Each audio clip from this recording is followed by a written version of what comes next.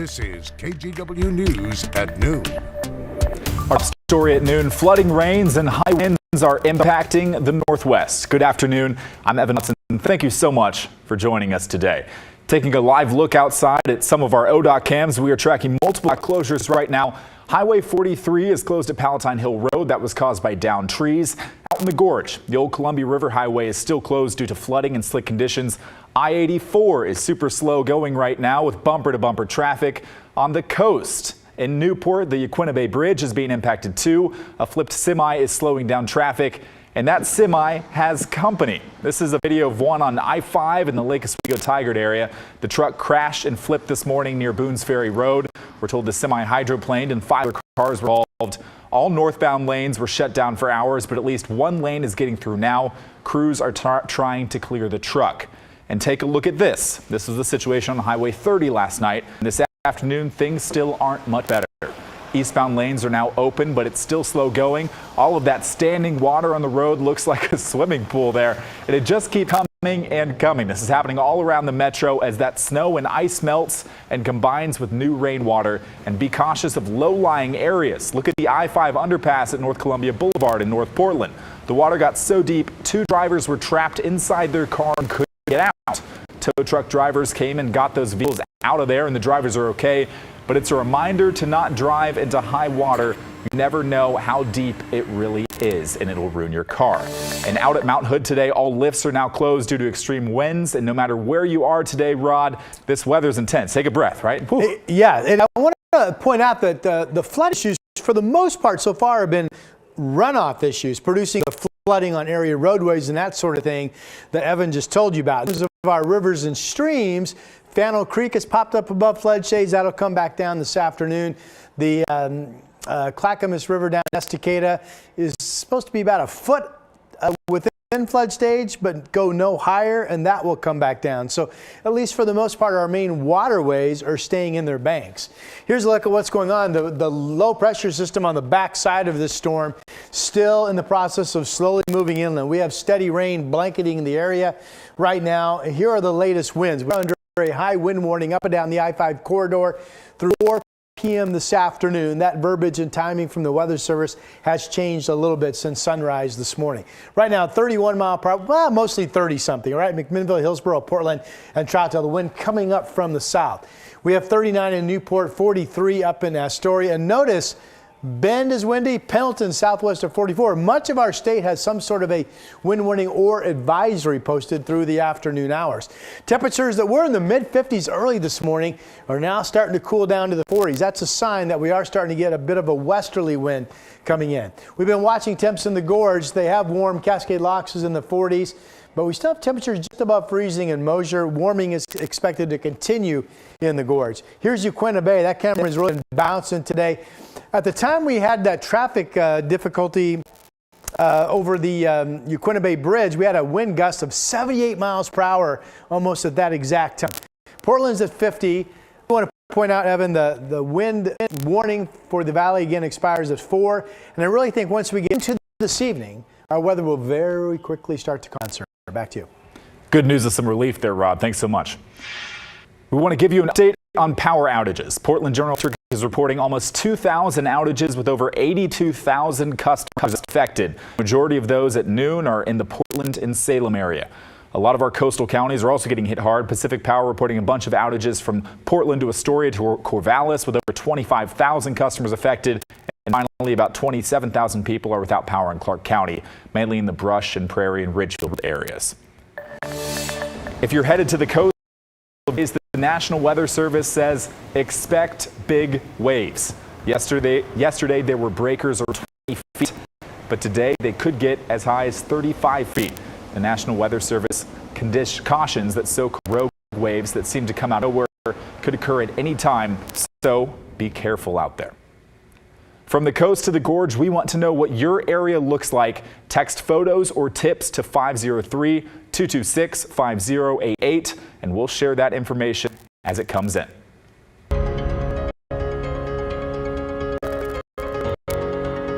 Tens of thousands of travelers across the country, including our own reporter Mike Benner, are either still trying to get home or make it to their holiday destination in the first place.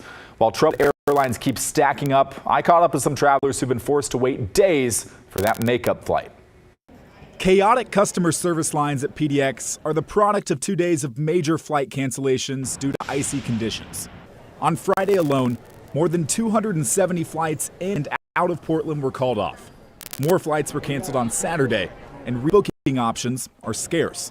I think for the most part, people understand when there's a weather-related event like this, there's like a day delay. When it's the holidays, there's often a day delay. And when there's entire airport shut down, there's a delay. So you compound all of those factors, and you get a 4-day delay. So it just is what it is. Lauren Zavrell and her family were supposed to fly home from Florida on Christmas morning. Now they'll have to stay near Miami until Thursday for their rescheduled flight. They say it's still their best option to get home after looking at just about everything. Drive the rest of the way. We were looking at renting a camper van. We were looking at trains, like every single option. There was nothing in LAX, nothing into Denver, nothing into Portland, San Francisco, Sacramento, BC, Seattle, Portland, Eugene, like nothing. So we have to wait 4 days. The flight issues even affecting one of our own, KGW reporter Mike Benner. I've never experienced anything like this. It's insanity. It's madness. It really is. Benner is going on a 5th flight cancellation since Thursday, when he was set to fly home from his pre-Christmas visit to St. Louis with his family. He took these photos today. Currently, he and his wife and kids are split at 2 different airports, but their Southwest flights have been canceled because there are no flight crews available. The looks on the faces of people working here at the airport, you can't help but feel for them. It's not their fault, clearly. But as a dad, just trying to get home with one of my 3 kids, it's taking everything I have to keep my cool. Southwest Airlines canceled roughly 2/3 of its flights Monday, more than 2,700 in total across the country, the latest airline to experience major problems. The airline said wait times for customer service are currently averaging 2 hours and have been as high as 4 hours. The cancellations are forcing people to miss work, or if you're a boy like Rigel Omuler, miss something far more important. This one obviously wanted to get home and open presents and see his family, the rest of his family. And so what are we doing about that? Did Santa visit you in the hotel? Tell him about it. You don't want to? Evan Watson, KGW News. For what it's worth, Santa did visit that Miami area hotel. And travelers are not faring much better to our north. Our last check this morning, there are 128 delays and 81 cancellations at Seattle-Tacoma International Airport, including both arrivals and departures. The majority of those delays and cancellations are from Alaska and notably Southwest Airlines. Most of the metro areas thawed out from last week's ice storm, but there are businesses dealing with the aftermath of the cold weather. The owners of a restaurant in Southeast spent Christmas Eve dealing with this unexpected present, a pipe that froze and then burst as it warmed back up. And they were far from the only ones. Daisy Caballero reports. This is what workers at Miraseta, a Sri Lankan restaurant on Southeast Belmont, woke up to on Christmas Eve. Water spraying out of faucets, it rushed onto the kitchen floor and overflowed sinks. The pipes burst because of the freezing temperatures, but they weren't the only ones dealing with this issue. We also responded to about 1,000, at least 1,000 calls for assistance in doing emergency water shutoffs. Felicia Heaton is with the Portland Water Bureau. She says all those calls were from home, apartments, and businesses. The Bureau saw nearly 20 water main breaks between Thursday and Friday. One of those was pretty significant in size. That was at Southwest First and Arthur, kind of in the downtown area. And this one was a 16-inch main. That's a really big pipe. And it broke, and then the water was gushing enough that it lifted the pavement up. Because if this ruptured pipe happened to you, it's probably happened somewhere else, and somewhere else, and somewhere else. Portland Fire and Rescue also responded to over 300 water emergency calls since Thursday, and that's on top of their regular emergency calls. 25% of the calls at that time that the Portland Fire and Rescue ran on were water emergencies. That is significantly larger than what we're used to seeing. But Rick has some tips on how you can help them help you. And that's by finding your home's water main shut off and having a few tools so you can turn off your water on your own. Things that you can have: a bucket to capture your own water, varying degrees sizes of shutoff keys, mechanisms, methods on how to locate the valve locks.